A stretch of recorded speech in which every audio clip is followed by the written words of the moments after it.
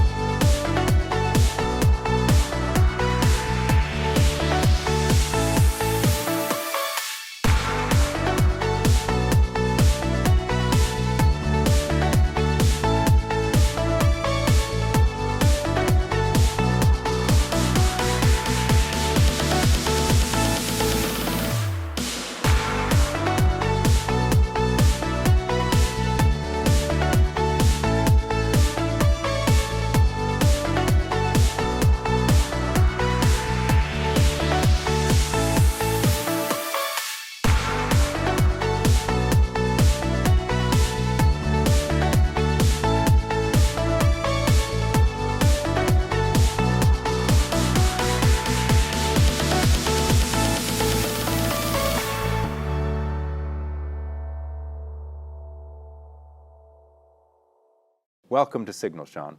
Thank you very much for the invitation. It's a pleasure to be here with you at Signal. It's an honor.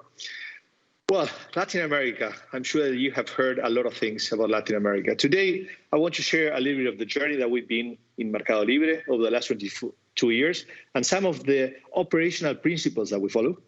Then I want to share some thoughts about some macro trends that are impacting our business and potentially yours. And some thoughts, I'm going to end with some thoughts about what could this mean for P&G? So, as I mentioned, Latin America, if I ask most of the audience about Latin America, I think a couple of things come to mind. A lot of instability and a lot of things changing. So everything is very fluid, be it social, economic, political.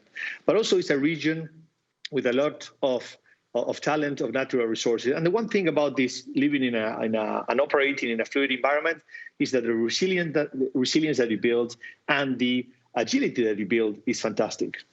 So for us in Mercado Libre, Latin America continues to be a region full of potential. What's our mission? Very simple, to democratize commerce and money in Latin America for the 660 million people who live in Latin America. And how have we operated over the last few years? Very simple principles. They're simple, but in the end, I think that the combination of all of them is what makes, Mercado Libre the success that it is. First, just like you guys in Mercado, in P&G, we start always from analyzing an unmet consumer needs. And we try to apply a fresh perspective. We don't come with, usually, because we don't know a lot about that, because everything is sort of new, we try to come without any biases, any preconcepts.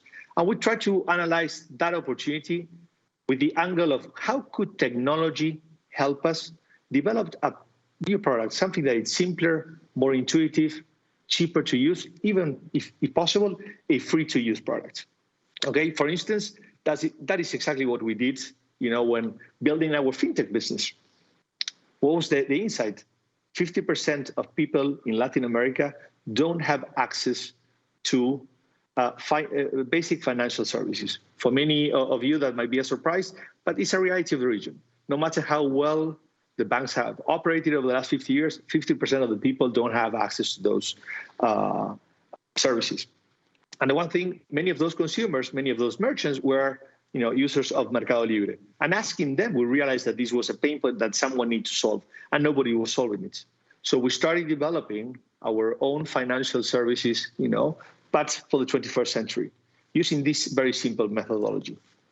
This methodology of applying a technological view to these consumer problems needs to be combined with a risk-taking mentality. We are obsessed with being fast to market. We are obsessed with, iterating, doing fast iterations, test and learn mentality. We don't try to do long development cycles. We don't try to de-risk every single innovation by doing all the research, months-long research, before committees, PowerPoints. We try to take our minimum viable product quick to market and start learning from real feedback in the real world. And definitely start iterating from day one. Obviously, this approach has risks, and inherently behind this approach, you have to accept failure. That's a reality of our business and the way that we operate. But I wouldn't go as far as saying that we celebrate failure. Nobody celebrates failure. The reality is that we embrace failure. We see it as an opportunity to learn, as an opportunity to improve our products. But and we accept that. And failure, in a sense, it's embraced, but not any type of failure. If it's failure because of sloppy execution, if it's repetition of mistakes, that's not something that we tolerate. But all other sort of mistakes and failures are part of the learning process. And the last factor that guides our operating model is that we always think long term. That's something that obviously the same as you guys, we try to deliver on the short term quarterly results. We're a public company, and also build the most sustainable business and most successful business possible in the long term. But whenever we face a situation where, in order to hit the short-term results, we need to compromise that sustainability or that growth potential, we never take that road. We take the hard road of investing in the long term. But that's how we have operated in the past, and that's how we are thinking of operating, in the future. But talking about the future, 3 trends that I'm seeing. First one, a golden age of entrepreneurship. The reality, not just in Latin America, in the world, not just in our industry, almost in every single industry, the new entrepreneurs, they have an access to capital, to technological resources, even to talent, as never before. And what that means is that our competitive sets are changing dramatically, both for P&G and for Mercado Libre. It's not just the incumbent players that we are competing with, and we know very well how they operate, but it's, they come with a new dynamism, a new way of working, new playbooks, and that requires us to think differently on how to compete. The second element that I'm seeing, the second trend that I'm seeing, it's the boundaries between categories, segments. They are blurring very, very, very fast. From a consumer point of view, they're willing to try new experiences and new products from sources or from companies that you would never expect it. And from a company point of view, I think that answering the question of where to play and how to win is becoming more difficult, to answer. Look at Mercado Libre. Mercado Libre started as an e-commerce company, and we never thought that we would become a fintech company and a big player in the world of logistics and advertising and now entertainment. That was never part of the plan, but the opportunities are showing up. Look at our biggest competitor worldwide. Started as an e-commerce company. They moved into cloud services and entertainment. At first glance, that combination doesn't make a lot of sense. But in the end, from a consumer point of view, it makes sense. Look at Southeastern Asia to China. Look at how gaming companies are moving into e-commerce and moving into fintech, offering new experiences. I see this mashup is going to change the rules of the game for many industries, definitely for ours, but I also think that it's going to have an impact in CPG. And last, and this is not new, but the war for talent is as important as ever before. The reality is that, the new talent, they are asking for, the new talent is asking for a different way of working. And I think that, the incumbent players, which used to be the place where talent would go, they're not necessarily, today becoming, the place to go. I think that the pace of change is accelerating. That requires, new abilities, the ability to learn and unlearn, and you need to make sure that you are attracting that talent. Even for us, it's a challenge, even though we're only 22 years old. And in the words of Steve Jobs, why join the Navy when you can join the pirates? And I think that, the talent today is thinking in that way. So how do you make yourselves relevant in this environment? So what of the things that, that I'm sharing with you? First, I think that there's an opportunity for P&G to rethink the role. In this world of entrepreneurship, probably today you're not playing a significant role. You might be supporting, entrepreneurs. You might eventually buy a company. But I think differently. What if you thought about P&G as an enabler of this entrepreneurial ecosystem? What do you have? You have core capabilities, internal core capabilities that are fantastic. R&D, marketing, retail go-to-market, logistics. What if you thought about those core capabilities as platforms? What if you productize those services in a way that, and you make them open and available to the world of entrepreneurs, in CPG and in other categories? Where would that approach put, P&G? I think at the center of a new entrepreneurial ecosystem. When it comes to competing in this world of mashup between different segments and categories, I think that there's an opportunity for you to refresh that approach to innovation. What do I mean? I think that you're fantastic. I look at your 10 core categories. You know exactly how to innovate there. New SKUs, new formats, new fragrances, new ingredients. You are world class in doing that. And probably that's going to help you hit your targets of 5 to 7% organic growth. But what if for a moment we thought about, we want P&G to be again a growth company? What if you wanted to go for a 15% growth rate, annual rate? I think that the current approach wouldn't necessarily help you to get there. What if you thought more openly about innovation, not just products, but products and services? Let's take, for example, a new mom. You know everything about how to serve a new mom with personal care products, with nappies. What if you thought about that experience end to end, from the moment that I get pregnant to the moment that my child leaves the nappies? And I try to offer not only physical products, but maybe other experiences, support them through that very difficult journey. Support them maybe, through an app that offers counseling, that offers help, offers other things other than physical products. What if you put all these together into some kind of bundle that you could offer as a subscription, direct to consumer, not going through the traditional channels? And moreover, what if for all those moms that cannot afford that bundle that you would offer, what if you also finance that through micro lending? Yes, in the new world of open banking, P&G tomorrow might be a fintech company. That's the kind of opportunities that are going to open in the future. And then when it comes, to talent, I remember when I graduated from university, from college, 25 years ago, P&G was the place to go for me, for a lot of my classmates. The question for you is that still the case? You are successful as you are today because of all that talent that you've been able to recruit and develop and retain. When you look at the next 10, 20 years, and you look at all the options that this new talent have available, do you think that they're going to choose, that they're choosing today P&G? I have the problem in Mercado Libre. I am many times, seen as a navy and not as, the innovator. I think that remaining true to who you are, you really have to go deep and understand what things do you need to change to make sure that talent, not only the new talent, but the talent that you have today is fulfilling their full potential by being in P&G. And that means changing ways of working, giving ownership, giving empowerment, reducing meetings, reducing PowerPoints, taking risks.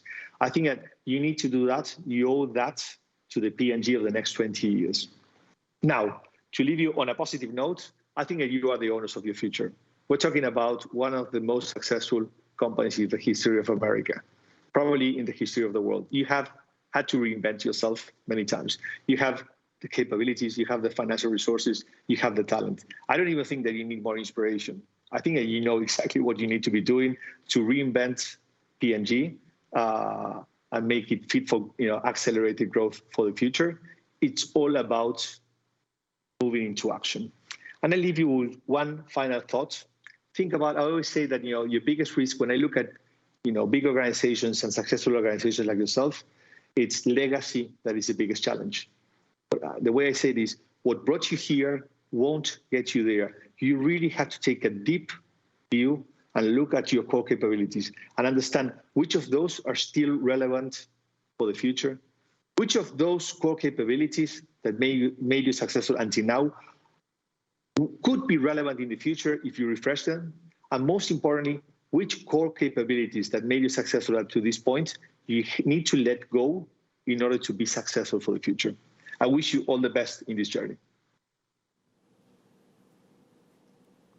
Thank you, Sean. I appreciate your thoughts. You know, you're honing in on one of the hardest things in a successful business, which is how do we do things differently when we've been trained to keep doing things the way we've always been doing them because it's making a lot of money and it's making us quite successful. That last point you made about what brought you here may not be what keeps you here.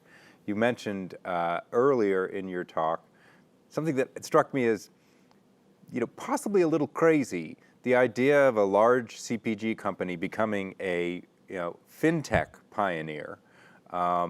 But your own company was a large e-commerce company that became a fintech pioneer. Can you tell us a little bit about that?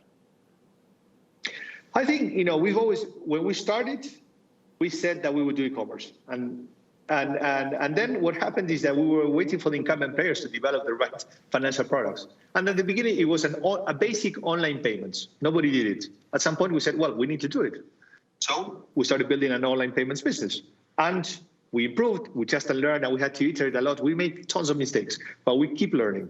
And eventually, fast forward a few years, we always said that we would never get involved in shipping products. But at some point, that was a friction. Consumers were telling us that's a friction. Nobody solved it. We have to go in and solve it. Oh, we knew very little about logistics, running a logistics network 3 years ago.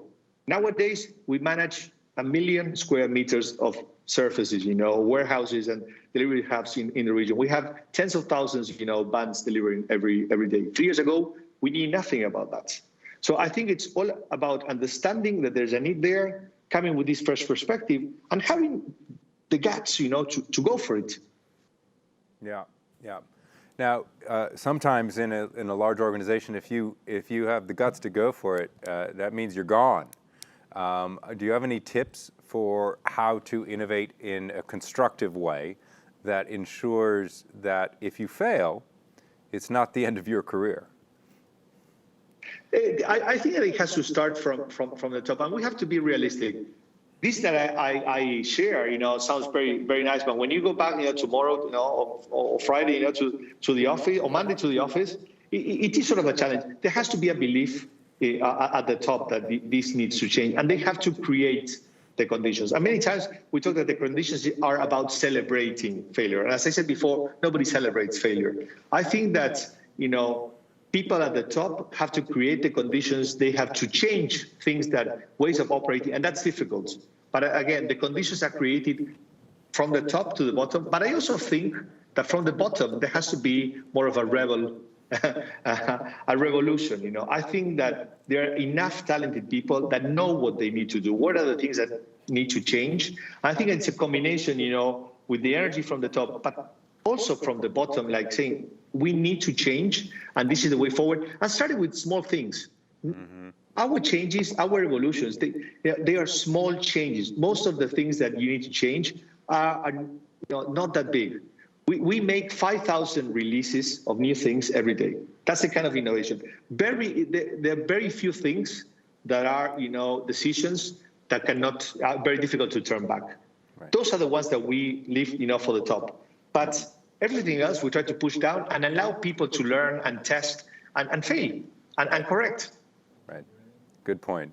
Well, Sean, thank you so much for being part of Signal and giving us your insights on Latin America and well beyond. We hope to see you back here soon. Thank you very much. It's a pleasure.